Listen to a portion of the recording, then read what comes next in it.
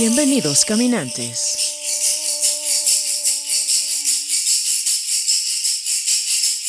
Tengo todo en abundancia, tengo todo en abundancia. Al conocimiento silencioso, escrito por Carlos Castaneda. Todo en abundancia, tengo todo en abundancia, tengo todo en abundancia, tengo todo en abundancia, tengo todo en abundancia. No hay que llegar a ningún lugar, no hay que llegar De la sexta parte, el manejo del intento. que llegar a ningún lugar, no hay que llegar a ningún lugar. Voy aprendiendo a intentar como un guerrero. Voy aprendiendo a intentar como una guerrera.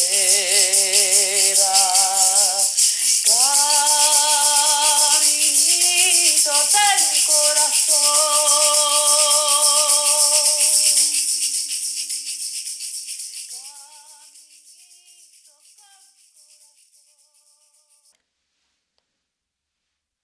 Hoy te presento el capítulo número 13. Los dos puentes de una sola mano.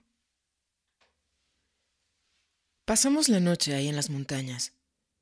El haberme acordado de mi percepción dividida me había puesto en un estado de gran euforia que don Juan empleó, como siempre, para hundirme en más experiencias sensoriales, las cuales, como era de costumbre, se volvieron inmediatamente nebulosas.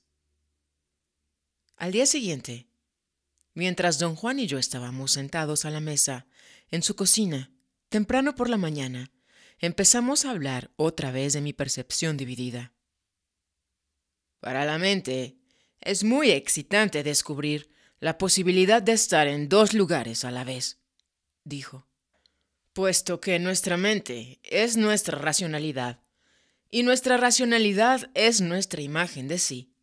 Cualquier cosa que esté más allá de nuestra imagen de sí, o bien nos atrae o nos horroriza, según qué tipo de persona seamos. Me miró con fijeza, luego sonrió, como si acabara de descubrir algo nuevo en mí. O nos trae o nos horroriza, en igual medida, agregó, lo cual parece ser el caso de nosotros dos. Le dije que conmigo la cuestión no era que la experiencia me atrajera o me horrorizara, sino que me sentía atemorizado ante las inmensas posibilidades de la percepción dividida. No puedo decir que no crea haber estado en dos lugares a la vez, dije. No puedo negar mi experiencia. Sin embargo, me asusta tanto que mi mente se niega a aceptarlo como un hecho. Tú y yo somos el tipo de personas que se obsesionan con cosas como esa y luego las olvida por completo, comentó riendo.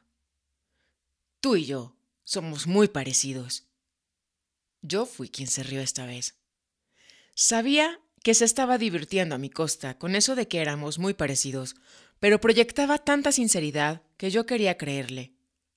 Le dije que entre sus discípulos yo era el único que había aprendido a no tomar demasiado en serio sus afirmaciones de que él era igual a nosotros.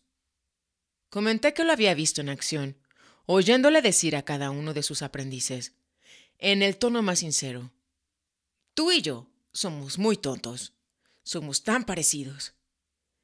Y me había horrorizado una y otra vez al darme cuenta de que ellos le creían. Usted no es igual a ninguno de nosotros, don Juan, dije. Usted es un espejo que no refleja nuestras imágenes.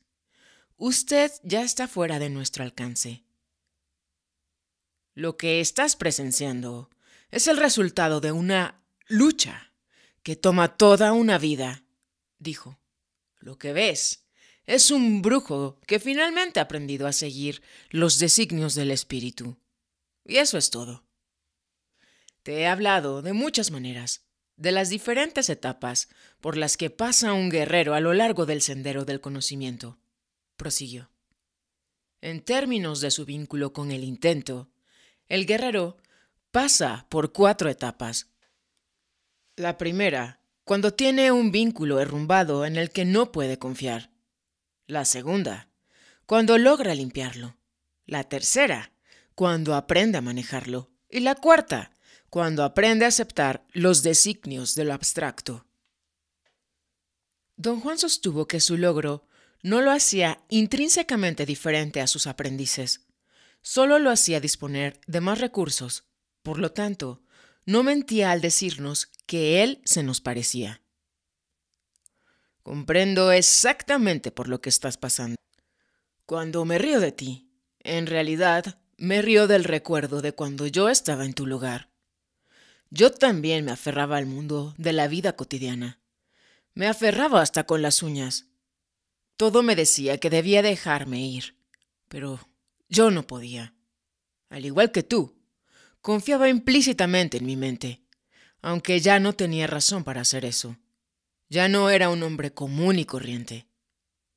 Mi problema de entonces es ahora el tuyo. El impulso del mundo cotidiano me arrastraba y yo me aferraba desesperadamente a mis endebles estructuras racionales. Yo no me aferro a ninguna estructura. Ellas se aferran a mí, dije. Eso lo hizo reír, y sin más preliminares, don Juan empezó entonces a contarme una historia de brujería. Comenzó relatando lo que le había sucedido tras su llegada a Durango, aún vestido con ropas de mujer, después del viaje de todo un mes por el centro de México. Dijo que el viejo Belisario lo llevó directamente a una hacienda para esconderlo del hombre monstruoso que lo perseguía. En cuanto llegó, don Juan, de una manera muy audaz, pese a su naturaleza taciturna, se presentó a todos los de la casa.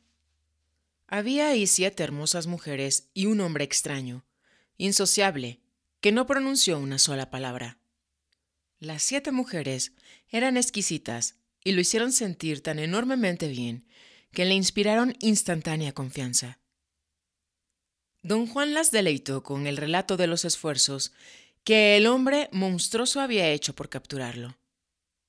Estaban encantadas, sobre todo con el disfraz que aún usaba y la historia relacionada con él. No se cansaban de oír los detalles de su odisea, y todas le dieron consejos para perfeccionar el conocimiento que había adquirido durante el viaje. Lo que más sorprendió a don Juan de ellas fue su porte sereno y su actitud segura. Eso en una mujer le parecía a don Juan algo increíble.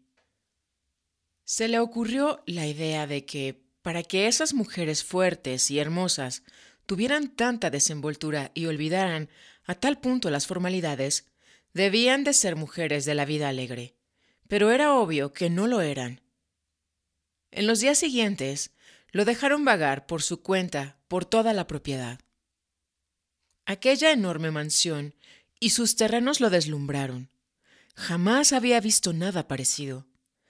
Era una vieja casa colonial, con un elevado muro que la circundaba. Adentro había balcones con macetas de flores y patios con enormes frutales que proporcionaban sombra, intimidad y quietud. Las habitaciones eran grandes. En la planta baja había aireados corredores alrededor de los patios. La planta alta tenía misteriosos dormitorios donde no se le permitía entrar. Durante esos días, le sorprendió el profundo interés que las mujeres se tomaban por su bienestar. Era como si él fuera el centro del mundo para ellas. Jamás antes le había mostrado nadie tanta amabilidad, pero al mismo tiempo nunca se había sentido tan solitario. Estaba siempre en compañía de esas bellas y extrañas personas, pero nunca había estado tan solo. Algo en los ojos de esas mujeres le indicaba que bajo aquellas fachas encantadoras existía una terrorífica frialdad, una indiferencia imposible de atravesar. Don Juan creía que esa sensación de soledad se debía a que no lograba prever la conducta de las mujeres ni conocer sus verdaderos sentimientos. Solo sabía de ellas lo que ellas le decían. Pocos días después de su llegada, la mujer que parecía estar a cargo de todas le entregó unas flamantes ropas de hombre, diciéndole que el disfraz de mujer ya no era necesario, pues el hombre monstruoso, quienquiera que fuese, no estaba a la vista. Le dijo que estaba libre y que podía partir cuando gustase. Don Juan pidió ver a Belisario, a quien no había visto desde el día de su llegada. La mujer le dijo que Belisario estaba de viaje y que había dejado dicho que don Juan podía quedarse ahí en la casa, pero solo si estaba en peligro. Don Juan declaró que estaba en peligro mortal. Durante los pocos días que llevaba en la casa, había constatado que el monstruo estaba ahí, siempre merodeando, sigilosamente entre los jardines que rodeaban la casa. La mujer no quiso creerle y le dijo sin rodeos que él era un embustero, que fingía ver al monstruo para que lo hospedaran. Le dijo que esa casa no era lugar para holgazanear. Afirmó que todos ahí eran gente muy seria, que trabajaban mucho y que no podían permitirse mantener a un arrimado. Don Juan se sintió insultado y salió furioso de la casa. Pero al ver al monstruo escondido tras los arbustos al borde del jardín, su enojo se convirtió en terror. Se apresuró a entrar a la casa, presa de un pánico mortal. Ahí le suplicó a la mujer que le diera refugio. Prometió trabajar como peón sin salario con tal de quedarse en la hacienda. Ella aceptó, siempre y cuando él aceptara dos condiciones: que no hiciera preguntas y que hiciera cuanto se le ordenara sin pedir explicaciones. Le advirtió que si violaba esas reglas, su estadía en la casa se daría por terminada. Me quedé realmente de mala gana, continuó don Juan. No me gustó nada aceptar sus condiciones, pero no tuve otro remedio. Afuera estaba el monstruo. Adentro, yo estaba a salvo, porque yo sabía que el monstruo siempre se detenía ante una barrera invisible que rodeaba la casa, a una distancia de unos 100 metros. Dentro de ese círculo, yo estaba fuera de peligro. Hasta donde yo podía discernir, debía de haber algo en esa casa que detenía a ese hombre monstruoso, y eso era lo único que me interesaba. También me di cuenta que cuando la gente de la casa estaba conmigo, el monstruo nunca aparecía. Tras algunas semanas, sin ningún cambio en su situación, reapareció el joven que había estado viviendo en casa del monstruo, disfrazado de Belisario. Le dijo a don Juan que acababa de llegar, que se llamaba Julián y que él era el dueño de la hacienda. Naturalmente, don Juan lo interrogó sobre su disfraz, pero el joven, mirándolo a los ojos y sin el menor titubeo, negó saber nada. ¿Cómo te atreves, aquí en mi propia casa, a decirme tales tonterías?, le gritó a don Juan. ¿Qué te crees que soy? Pero usted es Belisario, ¿verdad?, insistió don Juan. No, dijo el joven. Belisario es un viejo. Yo soy Julián y soy joven. ¿A poco no te das cuenta? Don Juan admitió dócilmente no haber estado del todo convencido de que aquello fuera un disfraz. De inmediato se dio cuenta de lo absurdo de su declaración. Si ser viejo no era un disfraz, era entonces una transformación, y eso resultaba aún más absurdo. La confusión de don Juan iba en aumento. Le preguntó su opinión sobre el monstruo, y el joven le contestó que no tenía ni idea de qué le hablaba, pero reconoció que algo debía haberle sucedido. De otro modo, el viejo Belisario no le hubiera dado asilo. Le afirmó fríamente a don Juan que cualquiera que fuese el motivo que lo obligaba a mantenerse escondido, era solo asunto suyo. El tono y la manera fría de su anfitrión mortificaron a don Juan sin medida. Arriesgándose a provocar su enojo, le recordó que ya se conocían. El joven, furioso, declaró no haberlo visto jamás antes de ese día. Se controló rápidamente y expresó su deseo de cumplir la promesa de Belisario. El joven añadió que él no solo era el propietario de la casa, sino también el encargado de velar por todas las personas que vivían en ella y de dirigirlas, incluyendo ahora a don Juan, quien, por el solo hecho de estar entre ellos, se había convertido en el pupilo de la casa. Si don Juan no estaba contento con ese arreglo, podía irse.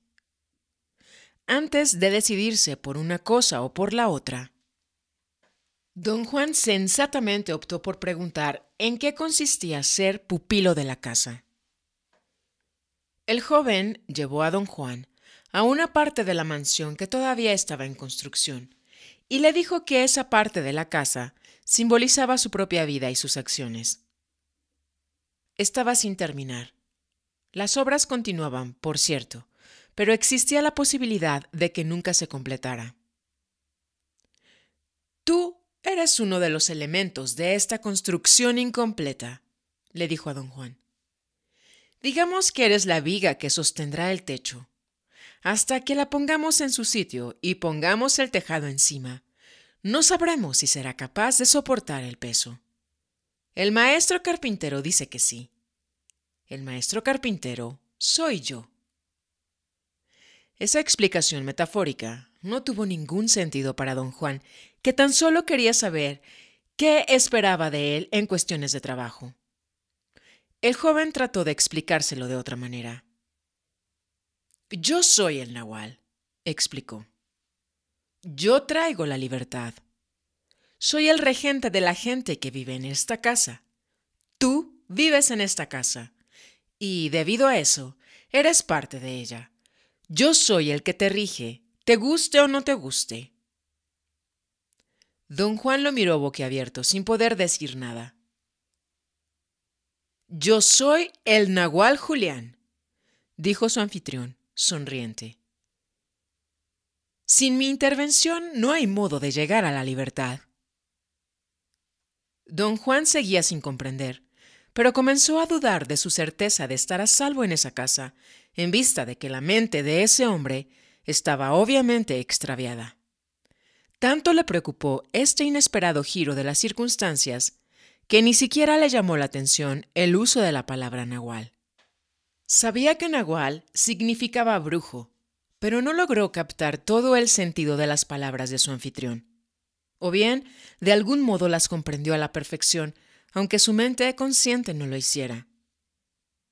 El joven lo miró fijamente y luego le dijo que su trabajo consistiría en ser su ayuda de cámara y su asistente. No recibiría pago por eso, pero sí excelente comida y alojamiento.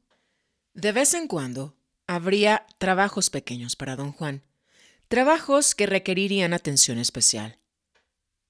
Él estaría a cargo de llevarlos a cabo personalmente o de encargarse que otros lo hicieran. Por esos servicios especiales, se le pagarían pequeñas sumas de dinero que serían depositadas en una cuenta que los otros miembros de la casa guardarían a su nombre. De ese modo, si alguna vez deseaba marcharse, dispondría de una cantidad en efectivo para arreglárselas. El joven le puso en claro a don Juan que estaba libre para irse de la casa cuando quisiera, pero que si permanecía ahí, tendría que trabajar y que aún más importante que el trabajo eran los 3 requisitos que debía cumplir. Tenía que esforzarse seriamente por aprender cuanto las mujeres le enseñaran. Su conducta con todos los miembros de la casa debía ser ejemplar, lo cual significaba que tendría que examinar su actitud para con ellos cada minuto del día. Y tendría que dirigirse al joven en la conversación directa, llamándolo nahual y nahual Julián, cuando hablara de él con una tercera persona. Don Juan aceptó esas condiciones a regañadientes, pero A pesar de que se hundió inmediatamente en su habitual mal humor, aprendió con prontitud a hacer su trabajo. Lo que no alcanzaba a entender era lo que se esperaba de él en cuestiones de actitud y conducta. Y aunque no podía encontrar, por más que buscaba, un ejemplo concreto, creía francamente que esa gente le mentía y lo explotaba. A medida que su carácter taciturno ganaba terreno, fue entrando en un permanente mal humor y rara vez decía una palabra a nadie. Fue entonces cuando el nahual Julián reunió a todos los miembros de la casa y les explicó que, pese a que necesitaba desesperadamente un ayudante, se atendría a la decisión de todos. Si no les gustaba el mal humor y la actitud desagradable de su nuevo asistente, tenían derecho a decirlo. Si la mayoría lo decidía, el asistente tendría que marcharse y vérselas con lo que le esperaba afuera, ya fuese un verdadero monstruo o una invención suya. El nahual Julián condujo entonces a todos al frente de la casa y desafió a don Juan a que les mostrara al hombre monstruoso. Don Juan se lo señaló con el dedo, pero nadie lo veía. Corrió frenéticamente de un lado a otro, insistiendo en que el monstruo estaba ahí, implorándoles que lo ayudaran. Todos ignoraron sus súplicas y dijeron que estaba loco. El nahual Julián entonces puso a votación el destino de don Juan. El hombre insociable se abstuvo de votar. Simplemente se encogió de hombros y se fue. Todas las mujeres se opusieron a que él siguiera ahí. Arguyeron que era demasiado sombrío y malhumorado. Durante la acalorada discusión, empero, el nahual Julián cambió completamente de parecer y se convirtió en su defensor. Sugirió que las mujeres capaz estaban juzgando mal al pobre muchacho. Quizá no tenía nada de loco y sí veía realmente un monstruo. Dijo que tal vez su actitud malhumorada era el resultado de preocupaciones. Y surgió un enconado debate. Se acaloraron los ánimos y, en cuestión de segundos, las mujeres estaban gritándole al nahual. Don Juan oía la discusión, pero ya nada le importaba. Sabía que iban a expulsarlo y que por seguro el monstruo lo capturaría para llevarlo a la esclavitud. En el colmo de la desolación, comenzó a llorar. Su desesperación y su llanto influyeron a algunas de las enfurecidas mujeres. La mujer en jefe propuso otra alternativa. Un periodo de prueba de 3 semanas, durante el cual todas ellas evaluarían diariamente los actos y la actitud de don Juan. Le advirtió a don Juan que si alguien presentaba una sola queja sobre su actitud, se lo expulsaría definitivamente. El nahual Julián, con una actitud muy paternal, se lo llevó a un lado y le dijo algo que lo dejó frío de terror. Le susurró en el oído que él estaba seguro no solo de la existencia del monstruo, sino de que merodeaba por la hacienda, pero que debido a ciertos acuerdos previos con las mujeres, acuerdos que no podía divulgar, no se permitía revelar a las mujeres nada de lo que sabía. Instó a don Juan a dejar su terquedad y mal humor y a fingir ser lo opuesto. «Compórtate como si estuvieras feliz y satisfecho», le dijo a don Juan. «De lo contrario, las mujeres te echarán a patadas. Esto debería bastar para asustarte. Usa el miedo como fuerza impulsora. Es lo único que tienes». Cualquier duda o reticencia que don Juan pudiera haber sentido desapareció instantáneamente al ver al hombre monstruoso que esperaba, impaciente, en la línea invisible, como si se diera cuenta de cuán precaria era la situación de don Juan. Era como si estuviera horriblemente hambriento y esperara con ansias un festín. El nahual Julián empujó su terror un poco más hondo. «Si yo estuviera en tu lugar», dijo, «me comportaría como un ángel. Haría todo lo que esas mujeres me dijeran, con tal de no vérmelas con esa bestia infernal. Entonces, ¿usted ve al monstruo?, preguntó don Juan. Por supuesto que sí, respondió él. Y también veo que si te vas de aquí, o si las mujeres te botan a patadas, el monstruo te capturará y te pondrá cadenas. Eso acabará con tu mal humor sin duda alguna. Los esclavos no tienen más posibilidad que la de comportarse bien con sus amos. Dicen que el dolor provocado por un monstruo como ese está más allá de toda comparación.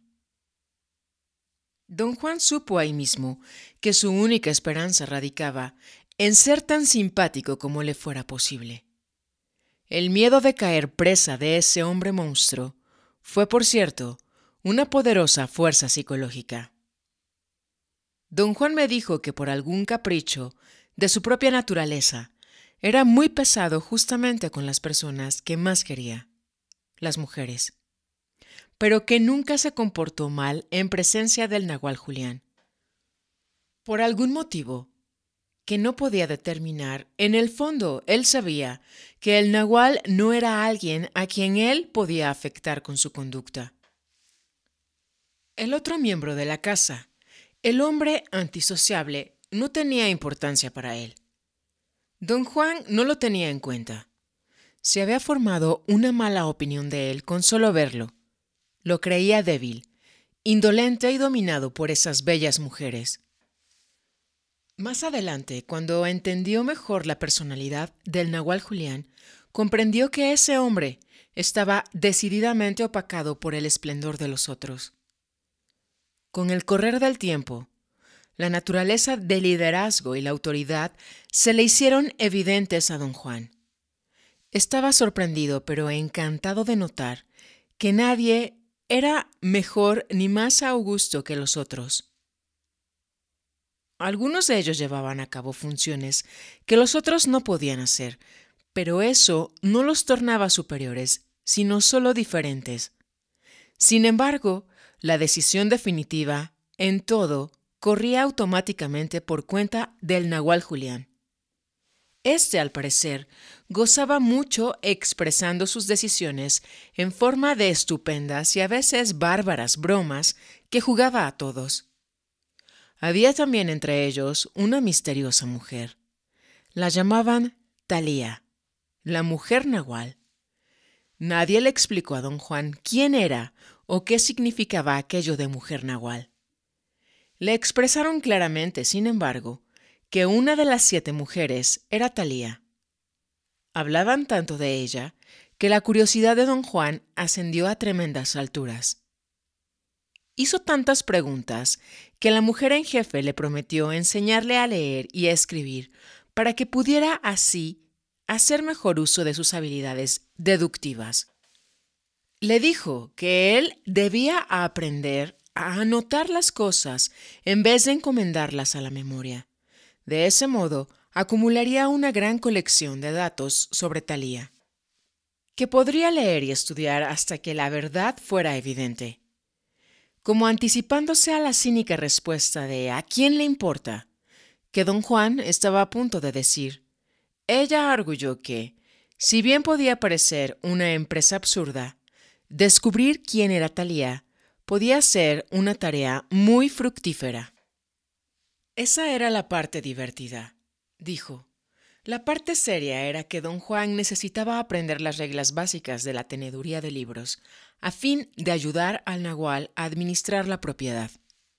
Inmediatamente comenzó a darle lecciones diarias y en solo un año, don Juan progresó tan rápida y extensamente que podía leer, escribir y llevar libros contables, y descubrió que la mujer en jefe era Talía, y que la tarea de descubrirla había sido fructífera.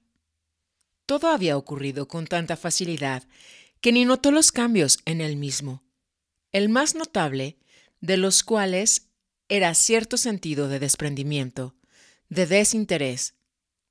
En lo que a él concernía, conservaba la impresión de que en la casa no ocurría nada. Simplemente porque aún no podía identificarse con los miembros del grupo, a quienes consideraba ser como espejos que no reflejaban imágenes. Don Juan, riendo, me dijo que en cierto momento, a instancias del Nahual Julián, aceptó aprender brujería para deshacerse del miedo del monstruo. Pero aunque el Nahual Julián le habló de muchísimas cosas, parecía más interesado en jugarle espantosas bromas que en enseñarle brujería. Dijo que durante un año entero, él fue la única persona joven en la casa del Nahual Julián, y era tan absurdo y egocéntrico que ni siquiera se dio cuenta de que, al iniciarse el segundo año, el Nahual Julián trajo a 3 hombres y 4 mujeres, todos jóvenes, a vivir en la casa. En lo que concernía a don Juan, esas 7 personas que fueron llegando una tras otra en el transcurso de 2 o 3 meses, eran simples sirvientes sin importancia. Uno de los muchachos hasta fue nombrado ayudante suyo. Don Juan estaba convencido de que el Nahual Julián había engatusado a todos esos pobres diablos para que trabajaran sin cobrar salario, y hasta les hubiera tenido lástima de no ser por la ciega confianza que ponían en el Nahual Julián y el repugnante apego que tenían a todas las cosas y a todas las personas de la casa. Tenía la impresión de que habían nacido para ser esclavos. Con esa clase de gente, él no tenía nada que hacer. Sin embargo, se veía obligado a entablar amistad con ellos y darles consejos, no porque así lo deseara, sino porque el Nahual se lo exigía como parte de su trabajo.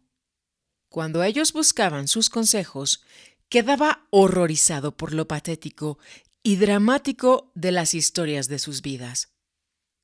En secreto, se felicitaba a sí mismo por estar en mejor situación que ellos. Creía sinceramente ser más sagaz que todos ellos juntos.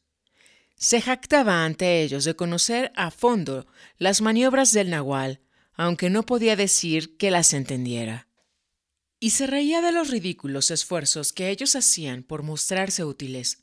Los consideraba serviles y les decía en la cara que eran explotados sin piedad por un tirano profesional. Pero lo que más lo enfurecía era que las 4 muchachas estuvieran locas por el Nahual Julián e hicieran de todo por complacerlo. Don Juan buscaba consuelo en su trabajo y se sumergía en él para olvidar su enojo. O bien pasaba horas enteras leyendo los libros que el Nahual Julián tenía en la casa. La lectura se convirtió en su pasión. Cuando leía, todos sabían que no debían molestarlo, exceptuando el Nahual Julián, que se complacía en no dejarlo jamás en paz. Siempre lo perseguía para que hiciera amistad con esos muchachos y esas muchachas. Le decía repetidas veces que todos ellos, incluso don Juan, eran sus aprendices de brujo. Don Juan estaba convencido de que el Nahual Julián no sabía nada de brujería, pero le seguía la cuerda y lo escuchaba sin creerle una sola palabra. El Nahual Julián no se dejaba perturbar por su falta de fe. Simplemente procedía como si don Juan le creyera y reunía a todos los aprendices para darles instrucción. Periódicamente los llevaba de excursión a pasar la noche en las montañas de la zona. En casi todas esas excursiones los dejaba solos, perdidos entre los escarpados cerros a cargo de don Juan. La justificación dada para esas excursiones era que en la soledad, en el páramo, descubrirían al espíritu. El Nahual Julián incitaba especialmente a don Juan a ir en busca del espíritu, aunque no comprendiera lo que hacía. Naturalmente, se refería a lo único que un nahual puede referirse: el movimiento del punto de encaje, dijo don Juan. Pero lo expresaba de la manera que él creía que iba a tener sentido para mí: ir tras el espíritu. Yo siempre pensé que estaba diciendo tonterías. Para entonces, yo ya tenía formadas mis propias opiniones y creencias. Estaba convencido de que el espíritu es lo que se conoce como carácter, voluntad, agallas, fuerza, y creía innecesario ir en pos de todo eso, puesto que ya lo tenía. El nahual Julián insistía en que el espíritu es indefinible, que ni siquiera se lo puede sentir, mucho menos se podía hablar de él, y que uno solo puede llamarlo al reconocer que existe. Mi respuesta fue muy parecida a la tuya. Uno no puede llamar a algo que no existe. Don Juan dijo que el nahual Julián insistía tanto en la importancia de conocer al espíritu que él acabó por obsesionarse con saber qué era el espíritu, hasta que por fin el nahual le prometió, frente a todos los demás miembros de su casa, que de un solo golpe le mostraría no solo qué era el espíritu, sino cómo definirlo. También prometió dar una magnífica fiesta e invitar aún a los vecinos para celebrar la lección sobre el espíritu. Don Juan comentó que en aquellos tiempos anteriores a la Revolución Mexicana, el nahual Julián y las 7 mujeres de su grupo pasaban por los acaudalados propietarios de una enorme hacienda. Nadie ponía en duda esa imagen, sobre todo la del nahual Julián, rico y apuesto terrateniente que había sacrificado su intenso deseo de dedicarse a una carrera eclesiástica a fin de cuidar de sus 7 hermanas solteras. Un día, en plena estación de lluvias, el nahual Julián anunció que, en cuanto dejara de llover, daría la enorme fiesta que prometió a don Juan. Y un domingo por la tarde, que hizo sol, llevó a todos a las orillas del río, el cual había crecido debido a las fuertes lluvias. El nahual Julián ese día montaba a caballo, mientras don Juan corría como un lacayo, respetuosamente, atrás, tal como siempre acostumbraban a hacer para mantener las apariencias del acaudalado hacendado y su criado personal. Para ese almuerzo campestre, el nahual eligió un lugar despejado en la orilla alta del río, a unos 2 metros encima del agua. Las mujeres habían preparado alimentos y bebidas. El nahual hasta había contratado a un grupo de músicos. En la gran fiesta estaban incluidos todos los peones de la hacienda, los vecinos e incluso forasteros que se acercaron para participar de las diversiones. Todo el mundo comió y bebió a gusto. El nahual bailó con todas las mujeres, cantó y recitó poesía, contó chistes, y con la ayuda de algunas de las mujeres, y para regocijo de todos, representó breves y chistosísimas escenas teatrales. En un momento dado, el nahual Julián preguntó si alguno de sus 7 aprendices deseaba compartir la lección de don Juan. Todos rehusaron, bien conscientes de las tácticas del nahual. Luego preguntó a don Juan si estaba seguro de querer averiguar qué era el espíritu. Don Juan no pudo rehusar. Después de todas esas preparaciones, él no podía echarse atrás y anunció que estaba dispuesto a todo. El nahual lo guió hasta el borde del turbulento río, lo hizo arrodillar y comenzó a entonar un largo encantamiento en el que invocaba el poder del viento y de las montañas y pedía al poder del río que aconsejara a don Juan. Su encantamiento, que podría haber sido muy significativo, estaba expresado de modo tan irreverente que todos reían a más no poder. Cuando hubo terminado, le pidió a don Juan que se pusiera de pie con los ojos cerrados. Luego lo tomó en los brazos, como si fuera una criatura, y lo arrojó 2 metros abajo, a la fuerte corriente, gritando: «¡Por Dios santo! ¡No te enojes con el río!». Don Juan se sacudía de risa, contándome la historia. Quizá, bajo otras circunstancias, también yo la habría encontrado graciosa. Pero esa vez, el relato me perturbó tremendamente. «Tendrías que haber visto la cara de esa gente», continuó don Juan. «Divisé fugazmente sus gestos de consternación mientras me caía al agua. Nadie había adivinado que ese diabólico nahual haría una cosa así». Don Juan dijo que sinceramente creyó que eso era el fin de su vida. No sabía nadar bien, Mientras se hundía hasta el fondo del río, se maldijo por haber permitido que le pasara eso. Estaba tan furioso que no tuvo tiempo de caer en el pánico. Solo podía pensar en su resolución de no morir en ese pinche río a manos de ese pinche desgraciado. Sus pies tocaron el fondo y lo impulsaron hacia arriba.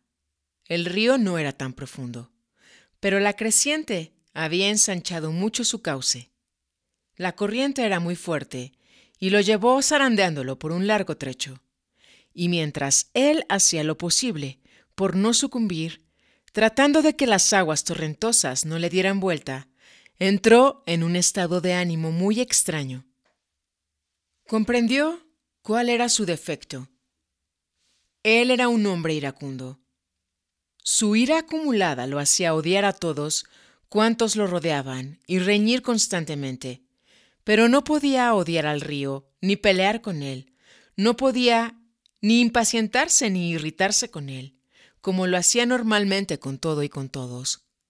Lo único que podía hacer con el río era seguir su corriente. Don Juan sostuvo que esa sencilla comprensión y el hecho de aceptarla desequilibraron el fiel de la balanza, por así decirlo, haciéndolo experimentar un libre movimiento de su punto de encaje. De pronto, sin darse cuenta en lo mínimo de lo que pasaba, en vez de sentirse arrastrado por el agua torrentosa, sintió que estaba corriendo por la ribera del río. Corría tan deprisa que no tenía tiempo de pensar. Una tremenda fuerza lo arrastraba, haciéndolo saltar a la carrera por sobre piedras y troncos de árboles caídos, como si no existieran. Después de haber corrido de tal desesperada manera, por un rato bastante largo, don Juan se atrevió a echar un vistazo al agua rojiza que pasaba en torrentes. Y se vio a sí mismo, violentamente arrastrado por la corriente. Nada en su experiencia lo había preparado para tal momento. Comprendió entonces, sin depender de sus procesos mentales, que estaba en dos lugares al mismo tiempo, y en uno de ellos, en el torrentoso río, estaba indefenso. Toda su energía se aplicó a tratar de salvarse. Sin saber exactamente lo que estaba haciendo, comenzó a apartarse de la ribera del río. Tuvo que usar toda su fuerza y su determinación para desviarse 2 o 3 centímetros con cada paso. Sentía como si estuviera arrastrando un árbol. Se movía con tanta lentitud que tardó una eternidad en desviarse unos pocos metros. El esfuerzo fue demasiado para él. De pronto, ya no estaba corriendo, sino que caía a un profundo pozo de agua. Cuando se hundió en el agua, el frío lo hizo gritar, y un momento después estaba otra vez en el río, arrastrado por la corriente. Su miedo al verse en las aguas turbulentas fue tan intenso que solo pudo desear con toda su voluntad estar sano y salvo en la ribera.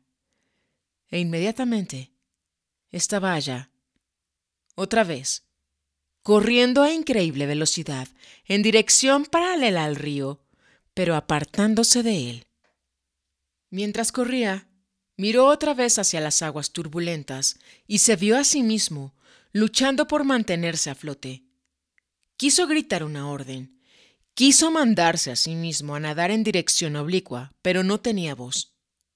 Su angustia por la parte de sí mismo que luchaba contra el agua era tan insoportable que sirvió de puente entre los dos Juan Matus. Instantáneamente volvió a estar en el agua, nadando oblicuamente hacia la orilla. La increíble sensación de alternar entre dos lugares bastó para borrarle su miedo. Y cuando ya no le importaba su destino, empezó a alternar libremente entre nadar en el río, chapaleando hacia la orilla izquierda, o bien correr por la ribera alejándose del río. Salió del agua después de haber recorrido unos 9 o 10 kilómetros río abajo. Ahí tuvo que esperar, buscando refugio entre los arbustos, por más de una semana. Esperaba a que bajaran las aguas para poder cruzar vadeando, pero también esperaba a que su miedo disminuyera y a que acabara su sensación de ser doble. Don Juan me explicó que la fuerte y sostenida emoción de luchar por salvar la vida había hecho que su punto de encaje se moviera justo al lugar del conocimiento silencioso. Como nunca había prestado ninguna atención a lo que el nahual Julián le decía sobre el punto de encaje, no tenía idea de qué era lo que le sucedía. Lo aterraba la posibilidad de no volver jamás a la normalidad, pero a medida que exploraba su percepción dividida, descubrió que le gustaba su lado práctico. Era doble por días enteros. Podía ser plenamente el uno o el otro, o podía ser ambos al mismo tiempo. Cuando era ambos a la vez, las cosas se tornaban confusas, y ninguno de los dos era efectivo. De modo que abandonó la alternativa. Pero ser el uno o el otro le abría inconcebibles posibilidades. Mientras se recuperaba, estableció que uno de sus dos seres era más flexible que el otro. Podía cubrir distancias en un abrir y cerrar de ojos. Podía hallar comida o los mejores escondrijos. Fue este ser el que en cierto momento llegó a la casa del nahual para ver si se preocupaban por él. Oyó a los muchachos y a las muchachas llorar por él, y eso fue toda una sorpresa. Le habría gustado seguir observándolos indefinidamente, pues le encantaba la idea de averiguar qué pensaban de él, pero el nahual Julián lo descubrió. Aquella fue la única vez que el nahual le inspiró realmente miedo. Don Juan oyó que el nahual le ordenaba dejarse de tonterías. Apareció de súbito un objeto en forma de campana, negro como el azabache, de peso y fuerza descomunales. El nahual lo sujetó, pero don Juan no hubiera podido decir cómo hacía para sujetarlo, aunque le producía una sensación muy dolorosa e inquietante. Era un dolor agudo y nervioso que él lo sentía en el vientre y en la ingle. De inmediato me encontré otra vez en la ribera del río, contó don Juan.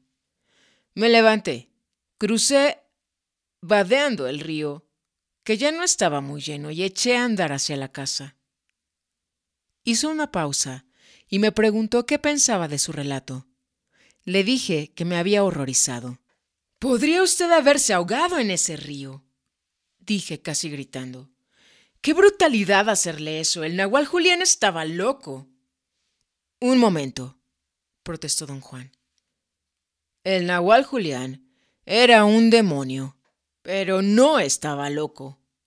Hizo lo que debía hacer de acuerdo a su papel de nahual y maestro. Es cierto que yo habría podido morir, pero ese es un riesgo que todos debemos correr.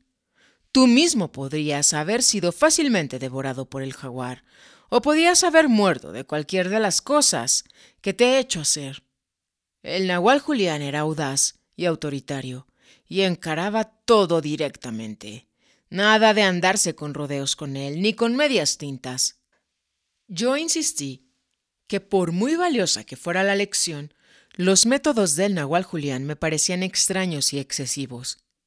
Admití que cuanto había oído decir del nahual Julián me molestaba tanto que me había formado una imagen muy negativa de él. «Yo creo que lo que pasa es que tienes miedo que uno de estos días yo te arroje al río o te haga usar ropas de mujer», dijo don Juan echándose a reír a carcajadas. «Por eso es que no te cae bien el nahual Julián». Admití que él estaba en lo cierto, y él me aseguró que no abrigaba la menor intención de imitar los métodos del nahual Julián. Dijo que no le funcionarían porque, a pesar de ser tan falto de compasión como el nahual Julián, era mucho menos práctico. «En aquel entonces yo no apreciaba su practicalidad», continuó, «y desde luego no me gustó lo que hizo.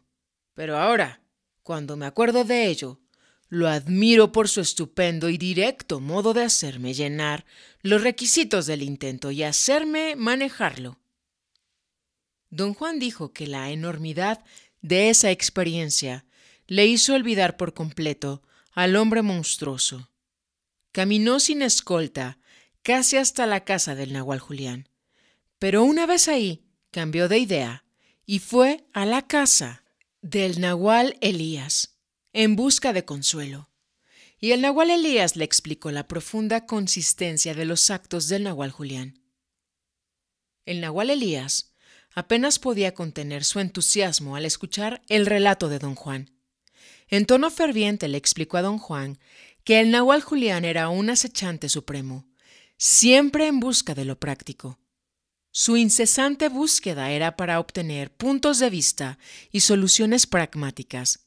Su comportamiento, aquel día en que arrojó a don Juan al río, había sido una obra maestra del acecho. Había maniobrado para afectar a todos, hasta el río parecía estar a sus órdenes. El nahual Elías sostuvo que mientras don Juan era arrastrado por la corriente, luchando por su vida, el río le había ayudado a entender lo que era el espíritu. Y gracias a esa comprensión, don Juan tuvo la oportunidad de entrar directamente en el conocimiento silencioso. Don Juan escuchó al nahual Elías, lleno de sincera admiración por su entusiasmo, pero sin comprender una sola palabra. En primer lugar, el nahual Elías explicó a don Juan que el sonido y el significado de las palabras son de suprema importancia para los acechantes. Ellos usan las palabras como llaves que abren cualquier cosa que esté cerrada. Los acechantes, por lo tanto, deben declarar su objetivo antes de tratar de lograrlo, pero no pueden revelarlo así nomás, desde un principio. Deben decirlo cuidadosamente y esconderlo entre las palabras. El nahual Elías llamó a ese acto despertar el intento. Le explicó a don Juan que el nahual Julián había despertado al intento al afirmar enfáticamente, frente a todos los miembros de la casa, que iba a mostrar a don Juan de una sola vez qué era el espíritu y cómo definirlo. Eso era una perfecta tontería, pues el nahual Julián sabía que no había modo de mostrar o de definir al espíritu. Su verdadero objetivo era, por supuesto, situar a don Juan en la posición de manejar el intento. Tras de hacer esa afirmación, que escondía su verdadero objetivo, el nahual Julián reunió a tanta gente como le fue posible, convirtiéndolos en sus cómplices, a sabiendas de ello o no. Todos conocían el objetivo expresado, pero ni uno solo sabía lo que el nahual tenía en mente. El nahual Elías se equivocó por completo al creer que su explicación iluminaría a don Juan. Sin embargo, continuó pacientemente, explicándole que la posición del conocimiento silencioso se llamaba el tercer punto, porque a fin de alcanzarlo había que pasar por el segundo punto, el lugar donde no hay compasión. Dijo que el punto de encaje de don Juan adquirió la suficiente fluidez como para hacerlo doble. Ser doble significaba para los brujos que uno podía manejar el intento, estar en el lugar de la razón y del conocimiento silencioso, alternativamente o al mismo tiempo. El nahual le dijo a don Juan que ese logro había sido magnífico. Hasta lo abrazó como si fuera un niño. Y no podía dejar de ponderar el hecho de que pese a no saber nada, o quizá justamente por ello, había podido transferir la totalidad de su energía de un lugar al otro, lo cual significaba para el nahual que el punto de encaje de don Juan poseía una fluidez natural muy propicia. Le dijo a don Juan que todos los seres humanos se hallaban capacitados para lograr esa fluidez. Sin embargo, la mayoría de nosotros solamente la almacenábamos sin usarla jamás, salvo en las raras ocasiones en las que la despertaban, o bien los brujos, o ciertas circunstancias naturalmente dramáticas, como una lucha de vida o muerte. Don Juan lo escuchó como hipnotizado por la voz del viejo nahual. Cuando prestaba atención podía entender cuanto el nahual decía, algo que nunca había podido hacer con el nahual Julián. El viejo nahual pasó a explicarle que la humanidad estaba en el primer punto, el de la razón, pero que no todos los seres humanos tenían el punto de encaje localizado exactamente en el sitio de la razón. Quienes lo tenían justamente ahí eran los verdaderos líderes de la humanidad. Casi siempre se trataba de personas desconocidas cuyo genio era el ejercicio de la razón. Dijo luego que en otros tiempos la humanidad había estado en el tercer punto, el cual, naturalmente, era entonces el primero, pero que después la humanidad entera se movió al lugar de la razón y que en los tiempos en que el primer punto era el conocimiento silencioso, tampoco todos los seres humanos tenían el punto de encaje localizado directamente en esa posición. Eso significaba que los verdaderos líderes de la humanidad habían sido siempre los pocos seres humanos cuyos puntos de encaje están situados en el sitio exacto de la razón o del conocimiento silencioso. El resto de la humanidad, le dijo el viejo nahual a don Juan, eran simplemente los espectadores. En nuestros días eran los amantes de la razón. En el pasado habían sido los amantes del conocimiento silencioso. Eran los que admiraban y cantaban odas a los héroes de cada una de esas posiciones. El viejo nahual afirmó que la humanidad había pasado la mayor parte de su historia en la posición del conocimiento silencioso, lo que explicaba nuestra gran añoranza por él. Don Juan le preguntó qué era exactamente lo que el nahual Julián le estaba haciendo. Su pregunta sonaba más madura e inteligente de lo que en realidad era. El nahual Elías respondió en términos que resultaron totalmente oscuros para don Juan. Dijo que el nahual Julián estaba invitando a su punto de encaje a moverse justo a la posición de la razón, para que así don Juan pudiera ser un pensador activo, y no solo parte de un público pasivo, sin sofisticación y con mucho emocionalismo, que amaba las ordenadas obras de la razón. Al mismo tiempo, el nahual Julián lo estaba entrenando a ser un verdadero brujo abstracto, y no solo parte de un público mórbido e ignorante que amaba lo desconocido. Le aseguró también a don Juan que sólo el ser humano que fuera un dechado de la razón podría mover su punto de encaje con facilidad para ser un dechado del conocimiento silencioso.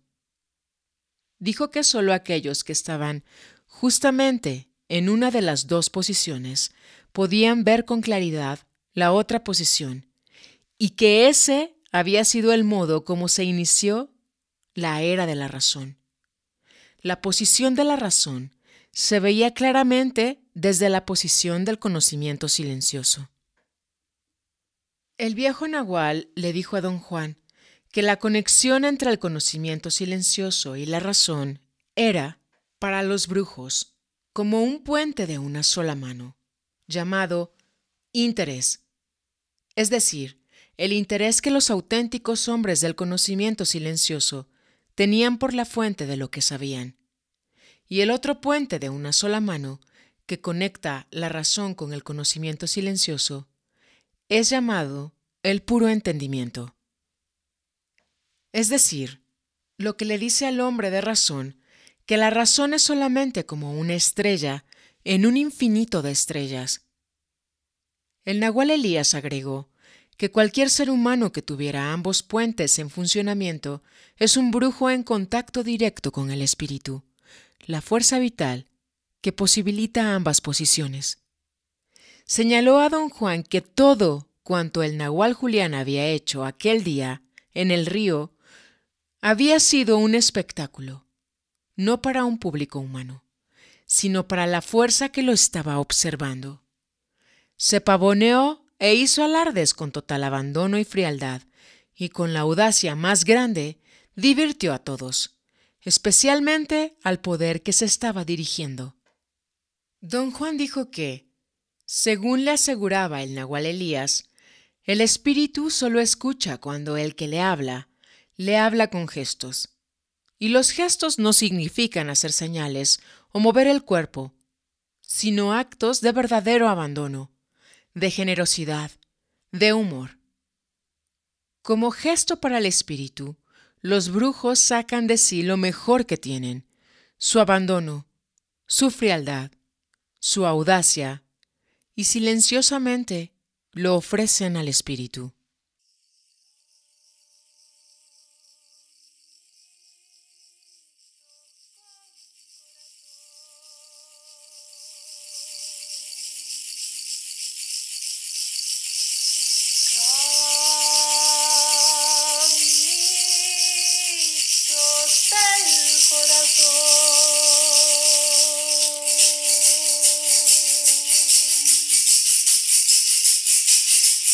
Tengo todo en abundancia, tengo todo en abundancia, tengo todo en abundancia, tengo todo en abundancia. Emitiendo juntos energía fina. Tengo todo en abundancia, tengo todo en abundancia, tengo todo en abundancia. Domingo 15 de enero del año 2023, siendo las 23:29 de la noche. Que llegar a ningún lugar, no hay que llegar a ningún lugar, no hay que llegar a ningún lugar.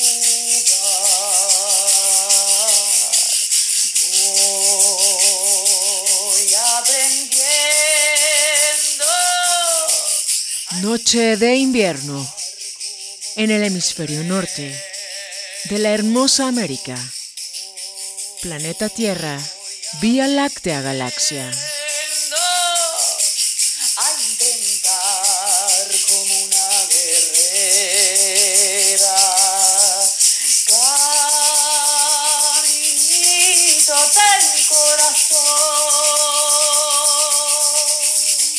Gracias, caminante, Caminito por estar en este camino.